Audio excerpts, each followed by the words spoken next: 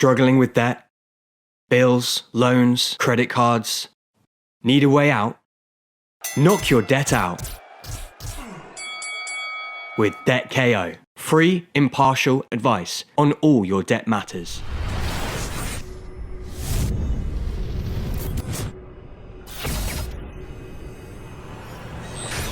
This is KUGAN CASSIUS for IFL TV in association with MTK Global. Delighted to be joined by on this slightly cold, sunny morning. Adam Smith, how are you, mate?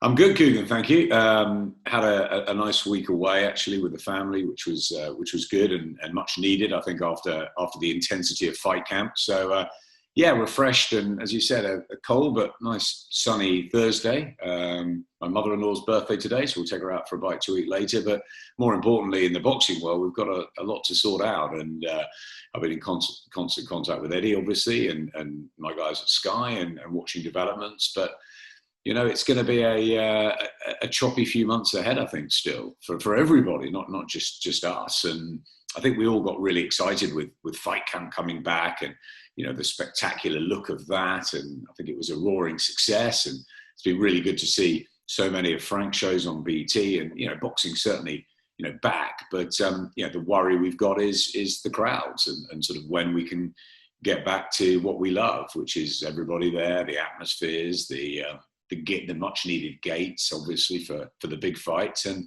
it's very frustrating. You know, it's very difficult. I saw some messages with Tyson Fury early in the week, and it's just frustrating. You know, he wants to fight, and you know, AJ wants to fight. He's back in training. Everybody's, you know, up for it. Dillian, as you know, is straight back in training in Portugal, and you know, everybody wants to fight, which is great. And I think people were inspired by what happened at fight camp, and we had, you know, really good fights at different levels, and you know, a fantastic sort of month. And you know, with the difference of the sort of, you know, quarantines and the sort of internal lockdowns in the hotel and everything, that was, you know, added to the drama and the spice of it. And we want to go again. We love the sport, and the fighters are ready to go, and you know, the board were happy with everything. So, but we have to wait and see what how the government's going to go forward. The new rules on Monday, and you know, it's going to be difficult, I think, getting crowds back, certainly in the near future. And so we have to work on what we're going to do.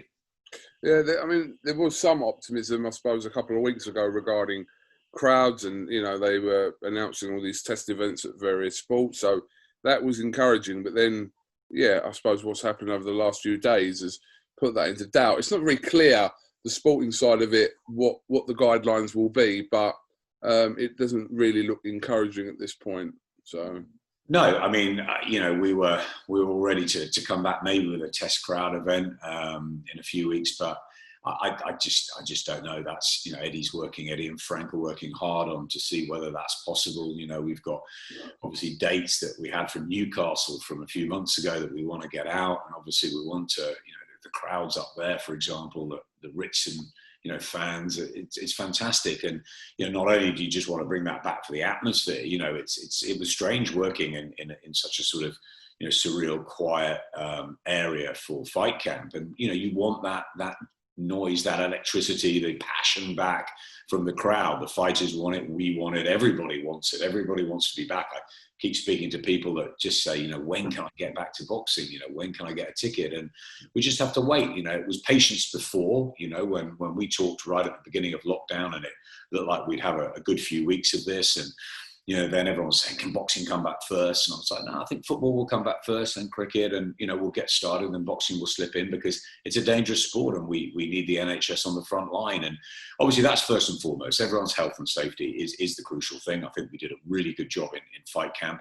You know, so much rigorous testing, you know, zones, everything, you know, negative, everything clean, everybody fine. So, and that was a huge operation that Matchroom put on, and, you know, Sky were involved in. And I think, you know, that was a big success. And you know, we talked, Eddie and I, about whether we wanted to carry it on sort of through September. And you know, in hindsight, with what's happened this week, maybe we could have done, but I think we both sort of agreed that, you know, leave the party at its highest. We had the pay-per-view event, the great Sky Sports box office event, you know, and with the fireworks that night, that was sort of the end of a great sort of period, and a great innovation. And I'm sure it will come back in the future.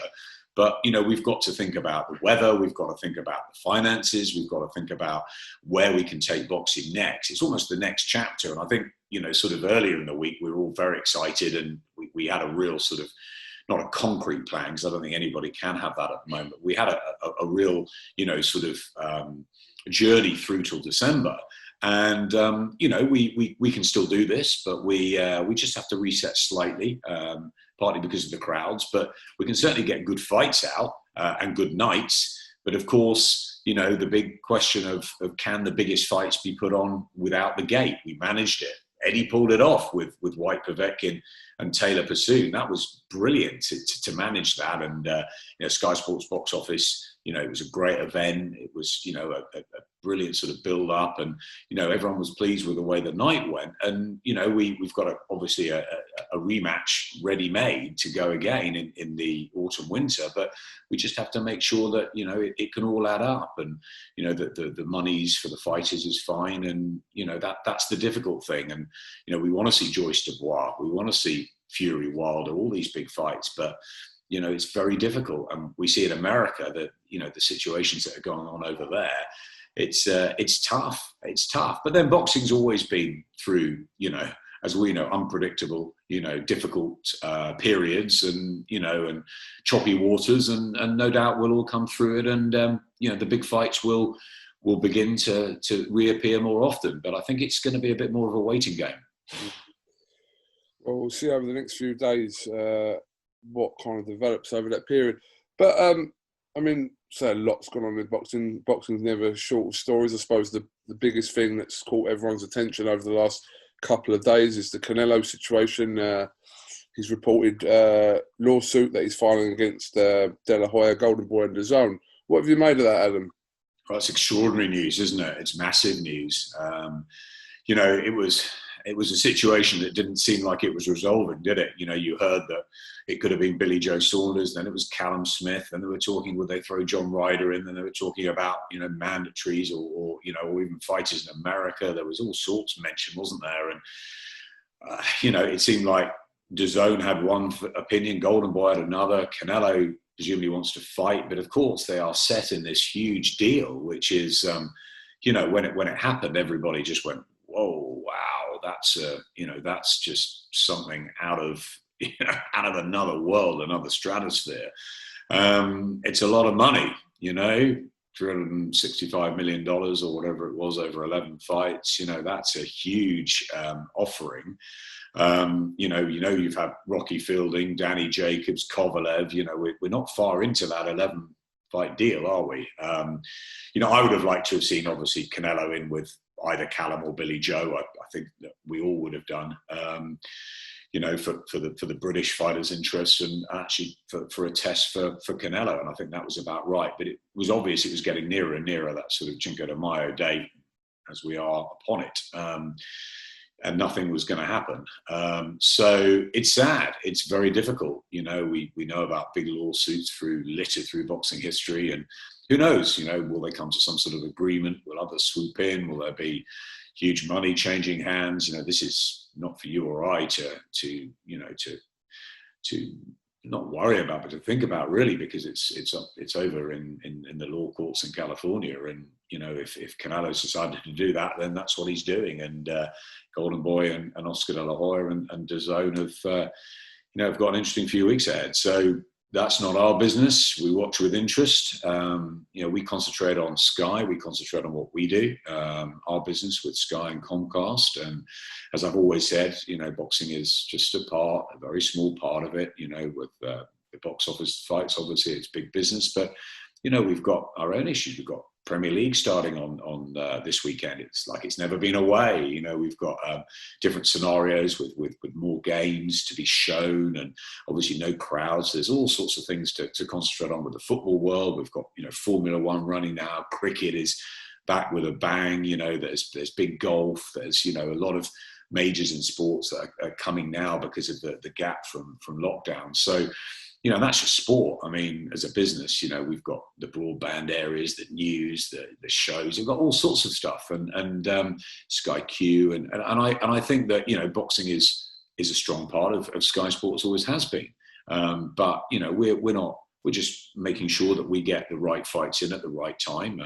Eddie and I have got a really good idea of where we're going with the next sort of 3 or 4 months. And, as I said, the crowds is an issue, but, we'll plough on and we'll make sure that we get the best we can do at this time on Sky. And, we're not rushing to anything and have something this weekend or next weekend. We're going to make sure that, when we go again, we're going to go again with really, really good fights and nights. And we got plans for the back end of the month, early October, with November, December, and I'm sure we're going to get, a great deal out. But look, it took everyone by surprise. There's a lot of toing and froing about who said what and what opponents were allowed and what weren't allowed. And I'm not privy to that information, neither are you. And I think that's for them to sort out and work out. But let's hope, for fight fans' sake, for all of our sake, that Canelo gets back into a boxing ring, sooner rather than later. He is one of the great fighters in the world today, and we all want to see him fight. And I'm sure, Callum, Billy Joe, all the British fighters that want that crack at him just want it sorted out sooner rather than later. But it's difficult, and it'll be interesting to see how it pans out with Golden Boy, with DAZN, and with Canelo, obviously.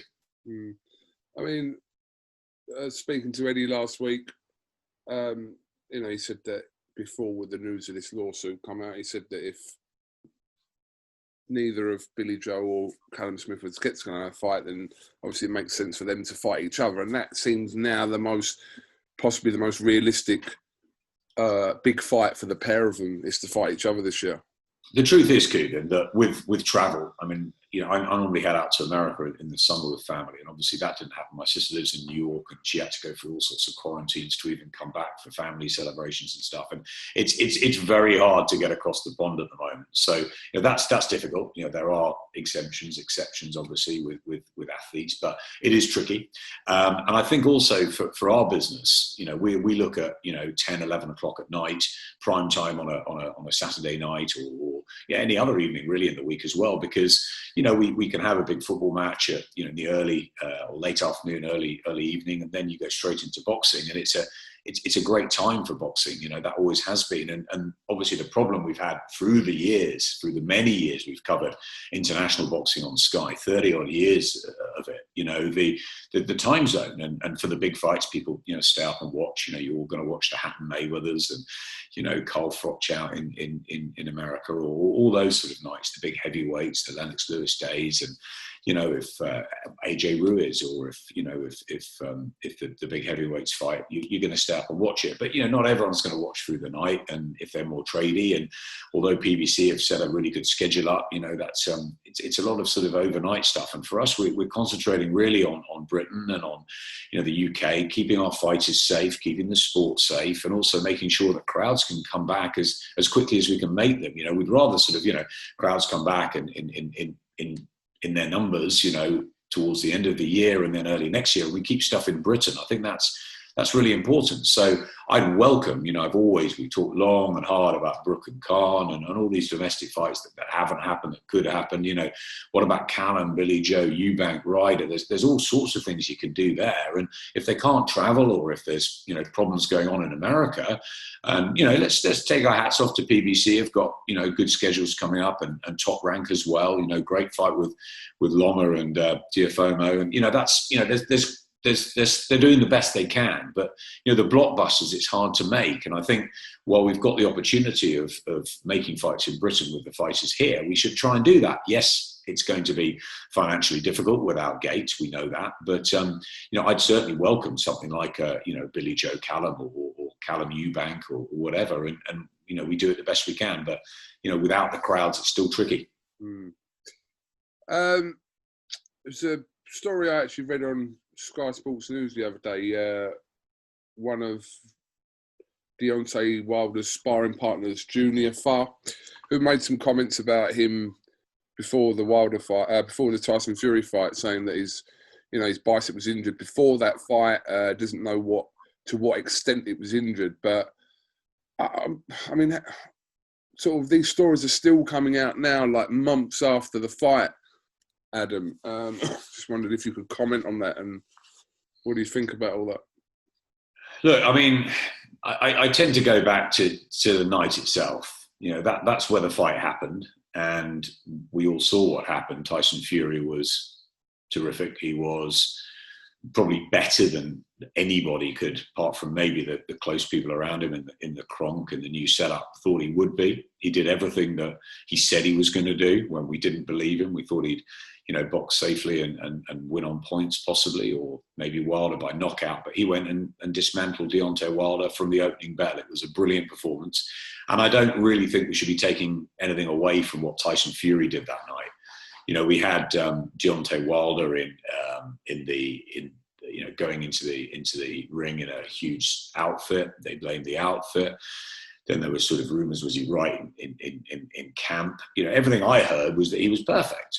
Before the fight, they said he was absolutely ready to go. And, you always hear it from most fighters. No excuses, training's been 100%. And then afterwards, the injuries or whatever tend to come out. So I don't know. I wasn't in his training camp beforehand. I get on very well with Deontay Wilder, and I sent him a couple of messages, but I haven't heard from him in a while. They're obviously keeping a low profile. He's keeping around his family. I have heard from Shelley Finkel, and I expect to catch up with him in the next 2 or 3 weeks. I think they're just focusing on the rematch. They're focusing on the trilogy fight. They're focusing on the fact that they want to get the world title back. They're desperate for that. And I think we can't really read too much into it. Maybe there was a slight niggle, maybe there was an injury, maybe that did hamper him, but he took the fight and he lost the fight. So there's another chance, it's in the contract, that they can fight again. So he has that opportunity to win the title back. I think they should forget about what's happening or happened in the past, and they should concentrate on getting the best Deontay Wilder back into the ring to try and exact revenge on Tyson Fury. We know how difficult that looks after what happened in the second fight. Don't forget, Tyson Fury was down and almost out in the first fight, and there's no question that Deontay Wilder's got the power to detonate and to take anyone out. So he will always have that. And I think they'll be more useful going back and working out what they got wrong and trying to right those wrongs and spend time, on that rather than on what wrong. But if he's had problems with his body and there are rumours of operations and all sorts, and, he needs to get that sorted first before he comes back. Maybe if it's too bad, we won't see him back, but I think we will. That's all the indications I've got. And I think we'll see him back in with Tyson Fury in the fight they want to happen. But who knows? If they can't make the fight before the end of the year and Fury wants to fight, Frank says Fury will fight in December. How the Team Wilder are going to take that and the PBC, and if they believe that that's the fight that's next for Deontay, what's going to happen there? Could we have more drama with that situation? So, I'm not directly involved in that. We just watch with interest. And obviously we want to see Wilder and Fury back in the ring. And we want to see the big boys back of all. Povetkin's now, come back, and an Indian summer for him. We know that there's a rematch going on there. So, you could have Whyte-Povetkin, AJ Pulev, Wilder Fury, and then, obviously the AJ Fury fight down the line. So there's loads to happen. But as we know in heavyweight boxing, as we've seen this week with Canelo, anything can change at any moment. Just in regards to the Dillian Whyte rematch with Povetkin, I'm assuming that before kind of this COVID issue's changed over the last few days, that fight was, Eddie and Dillian Whyte said that could have been, we would have heard some news about that this week. I'm assuming it's Thursday today that we're probably not going to hear anything about that this week, Adam. I'm seeing Eddie tomorrow. There's a long agenda, as you can imagine. So everything I heard was that the fight was very close, and that we were looking at a date to later on in the year. But we'll have to work out, or they have to work out the finances. Eddie, Frank, and Team Povetkin and Team Whyte have to work it all out. And obviously they present it to us, and we look at it and we decide whether we think that the show as itself is, and of course a rematch is the one we want to see, isn't it? Will it happen again? Will Whyte get it right this time? Will Povetkin prove too strong, too clever with that uppercut was phenomenal, and out of nowhere, and he's arrived, he's back, and again, congratulations to Alexander Povetkin. Interesting that Dillian, he just wanted to get straight back on the back in the gym, back ready to fight again. A lot of people said he should take time out. A lot of people said he shouldn't go back in. There's lots of ways of looking at rematches, immediate rematches. Chris Eubank took one against Steve Collins. Collins beat him again a second time, and this time he beat him physically. He beat him in a different fight. You look at Lewis McCall. It took him 2.5, 3 years to get back in a ring. By that time, Lennox had really got embedded with Emmanuel Stewart's way of thinking, and the rematch was easy. But after he got knocked out by Ratman, he went straight back in. Everyone said, "Oh, should he be doing this?" And he absolutely destroyed him. So, who knows? It's a fascinating fight. It's one we want to see. We have to look at, obviously, the situation now with the government and work out what we're going to do. But I'm hopeful. Listen, we got Whyte-Povetkin 1 on without a crowd. So fingers crossed we can work something out. But it is going to be difficult. It is going to be difficult with all these finances that, with a lack of crowd. Is that the most realistic out of the heavyweight fights to happen without a crowd? Yeah, because you have to say so because of the first one. It happened once, yeah. Yeah, you have to say that it's the most realistic to happen without a crowd. But obviously, if we can get test crowds in the next few weeks, we can get some in for, maybe a back end of October, November, December. But who knows? AJ is meant to come back in December. You obviously want as full an arena as you can for him and Pulev. So, we're in the hands of the government, aren't we? We're in the hands of the board, the government, and it was brilliant to bring boxing back on BT. It was brilliant to get Fight Camp back with all the spectaculars and the way it happened. And I just thought it was a terrific collaboration between Matchroom and Sky, and a lot of hard work went into that. And listen, we come up with things, we reset and we go again. We reset on Monday, and we had a really exciting sort of lineup. Then we get the news about what's happening next Monday, and Eddie and I'll have to knock our heads together and see what we can come up with for the next few months. But no doubt Eddie will have huge plans and plans that will be very exciting, and will be a major part of those. Well, you're seeing him tomorrow. I'm supposedly seeing him straight after the weekend, so a lot can happen in 4 days. So we'll wait and see what happens by then. Cheers, Keith. But Adam, thank you very much for your time. And let's catch up maybe early next week and see where we are. Yeah, like I said, I think a lot's going to change in that period. So yeah, definitely. Listen, we can be positive. Boxing's back. There's been some good fights. We go again. People won't have to wait too long before the next one. Let's and in America, they're putting out the fights. It's disappointing what's happened with the Canelo situation, but we just wait and see. And we do know that there's been some decent fights announced there, and it's just a shame they're not at the moment. We need ones in the UK. And as much as Daniel Dubois, great to see him back. We want to see him with Joe Joyce, don't we? We want to see these big fights happen, and we want to see Joshua Boatsy come back, which will be imminent, I hope. And you've got your Lewis Ritsons. The women are flying. Savannah Marshall's waiting for a world title chance. Chantel Cameron. And there's so much we could do, isn't there? Your Harper Jonas rematches, Katie Taylor against one of them. You've got so much going on, and as you've mentioned, the Billy Joe, Callum. Will Kelbrook fight Crawford? Could Kelsill fight Khan? There's so many fighters out. There's a whole pot, isn't there? And I'm sure, 95% of them want to fight as soon as possible. So that's not the problem. It's just getting the finances right, getting it absolutely adhered to with the restrictions, and make sure everyone's healthy and safe, and everybody's fine. And, we listen to the board, the government, and, we try and keep up with them, and maybe in some ways try and keep ahead. And as boxing's always thinking that it's a chess game, isn't it? And we always have to think of where we can move next. And that's why we love it, KUGAN. Indeed. Okay, Adam, thank you very much for talking to IFL TV. Like I said, hopefully, we'll catch up next week. Hopefully there's some more positive news than the indications at the moment. But yeah, let's stay positive. You're right. I'm sure there will be. I'm glass half full. So we'll speak then. Cheers, KUGAN. Thank you very much, Adam Smith. Bye. Struggling with debt? Bills, loans, credit cards? Need a way out? Knock your debt out